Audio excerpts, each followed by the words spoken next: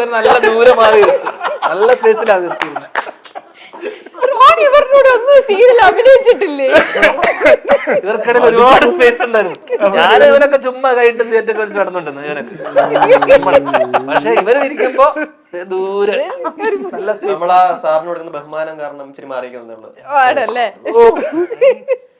അല്ല, ഈ ടീച്ചറിനകത്ത് വേറൊരു ഡയലോഗ് ധ്യാൻ കരഞ്ഞുകൊണ്ട് പറയുന്നുണ്ട്, എന്നെ കൊണ്ട് ഇത് ചെയ്യാൻ പറ്റുമെന്ന് തോന്നുന്നില്ല. കൊറേ പേര് വെച്ച് എന്തിനാ പിന്നെ ഇപ്പോഴും ചെയ്തോണ്ടിരിക്കുന്ന ഈ പരിപാടി ഇതെന്തിനാ നിർത്തിക്കൂടെ നിനക്ക്? അല്ല, റിയൽ ലൈഫില് ഈ ട്രെയിലർ കട്ട് ചെയ്ത് എനിക്കൊന്ന് ചമനാണ് തോന്നുന്നു. ചമൻ എന്നോട് എന്തോ ദേഷ്യമാണെന്ന് തോന്നുന്നു. ഏതോ എന്റെ 2 സിനിമ ഏതോ കണ്ടിട്ടുണ്ടാവണം, എന്താന്നറിയില്ല. എഡിറ്ററായിട്ട് ചെയ്തിട്ടില്ല അല്ലെ? എഡിറ്ററായിട്ടും ചെയ്തിട്ടില്ല. ആരാ ചെയ്തെന്നറിയില്ല. ട്രെയിലർ കട്ട് ചെയ്ത് ടീച്ചർ കട്ട് ചെയ്ത് സമനാണോ ഇതെന്നെ കൊണ്ട് പറ്റൂലെന്ന് കറക്റ്റ് അത് ഇട്ടിട്ടുണ്ട്. ഭാഗം അതുകൊണ്ട് എല്ലാരും ഞാൻ എന്റെ അമ്മേനോട് പറഞ്ഞിട്ടുണ്ട് ഇതേപോലെ പറ്റും തോന്നില്ല. അല്ല, അതിന്റെ കൗണ്ടർ ഉണ്ട് കേട്ടോ. ലാസ്റ്റ് ഭയങ്കര മനസ്സിൽ നിർത്തിയിരിക്കണത്. അത് പറയുന്നുണ്ട്, അമ്മ പറയുന്നുണ്ടല്ലോ പഞ്ച് ഡയലോഗ്. പക്ഷെ നമ്മള് പറയുമ്പോ നമ്മള് മറ്റേതാണല്ലോ. ഇതുവരെ എന്നോട് പറഞ്ഞില്ല നിർത്തിക്കൂടേന്ന് വരെ പറഞ്ഞു കഴിഞ്ഞ ദിവസം. ഓക്കെ, ഞാൻ നിങ്ങളോട് എല്ലാവരോടും കൂടി ഒരു സെഗ്മെന്റ് ചോദിക്കാണ് കേട്ടാ. നമ്മുടെ മലയാള സിനിമയിലെ ചില അന്വേഷണ ഉദ്യോഗസ്ഥരുടെ പേരാണ് ഞാൻ പറയുന്നത്. അത് ഏത് സിനിമയിലുള്ളതാണ് നിങ്ങൾ പറയണം. ഓക്കെ? കരുണൻ ചന്തക്കവല ഏത് സിനിമയിലെയാണ്? കരുണൻ CID മൂസയാ? അല്ല.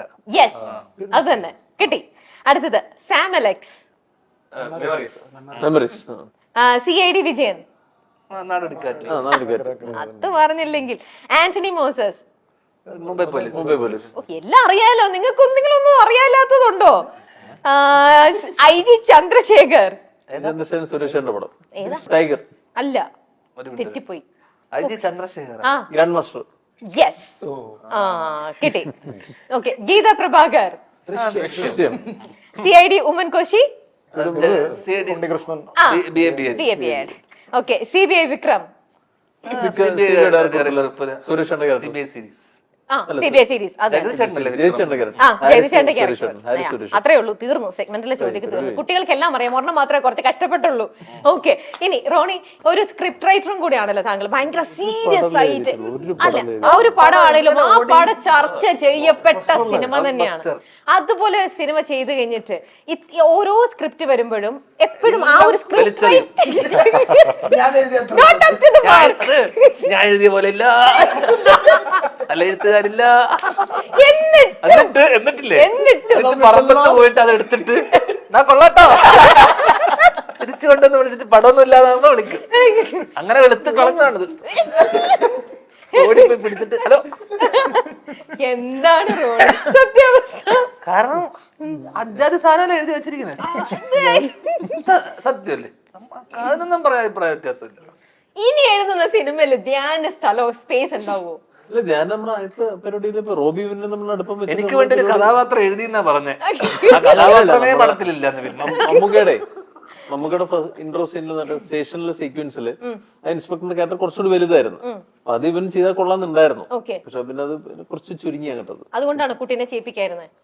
അതുകൊണ്ട് മാത്രല്ല, പിന്നെ അവന് ഞാൻ പറഞ്ഞടാ കുറച്ച് ഫിറ്റ്നസ് കാര്യങ്ങളൊക്കെ വേണം എന്നുള്ള പരിപാടി പറഞ്ഞു. പിന്നെ ഞാൻ മമ്മൂക്ക പടം വല്ല ഇങ്ങനെ ഞാൻ ഫിറ്റ് ആയിട്ട് വന്നേനെ. പക്ഷേ വിളിച്ചില്ല. ഫിറ്റ് അല്ല ഞാൻ ഉദ്ദേശിച്ചത്. അതേത് ഫിറ്റ്? കഥാപാത്രം അടിച്ചു ഫിറ്റ് ആയിട്ടുള്ളതാണ്.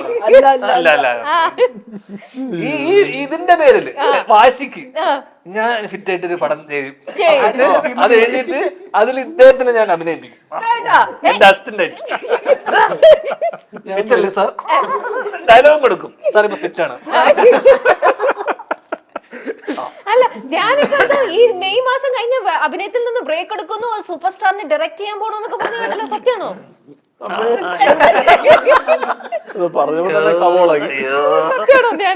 ഞാന് ഒരു ഇന്റർവ്യൂ പോയപ്പോ ഞാൻ പറഞ്ഞു, ചേച്ചി ഇങ്ങനെ ആഗ്രഹമുണ്ട് കുറച്ച് ബ്രേക്ക് എടുക്കാൻ ഒരു തീരുമാനം ഉണ്ടായിരുന്നു.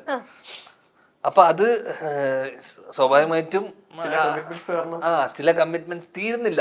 അപ്പൊ അത് കുറച്ചുകൂടെ തള്ളി അത്രേ ഉള്ളൂ. 23-ാം തീയതി പടം ഇറങ്ങി അന്ന് വൈകുന്നേരം ഒരു 4-5 പടം സൈൻ ചെയ്യും. 4-5 പടം. ഹലോ എവിടെയാ? പെട്ടെന്ന് അതെ, കണ്ടില്ലേ പടം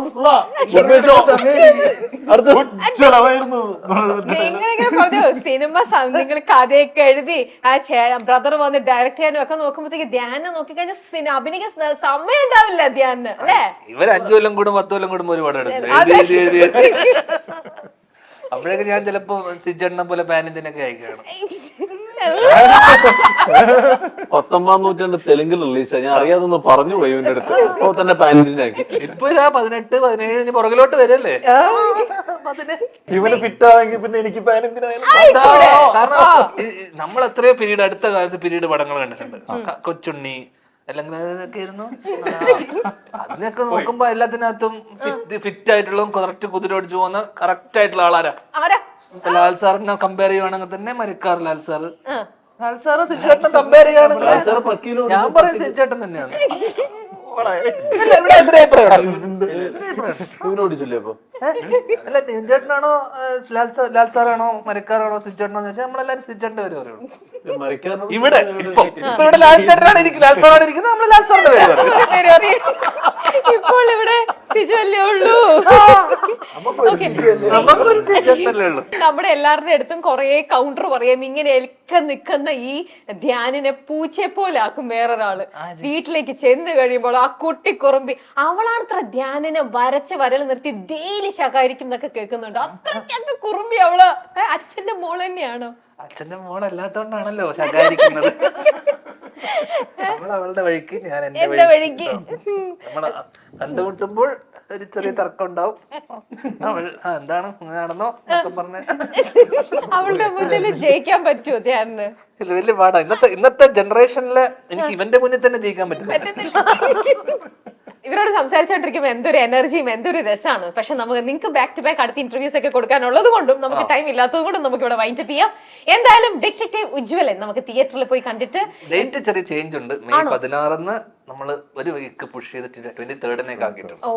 23. ഓക്കെ, അത് ഫിക്സ് ചെയ്തു. ഓക്കെ, അപ്പൊ നമുക്ക് ആ 23 തിയേറ്ററിൽ പോയിട്ട് ഉജ്വലൻ കാണാം. അപ്പൊ എല്ലാവർക്കും all the best, wishing all the best. അപ്പൊ കാണാം. Thank you.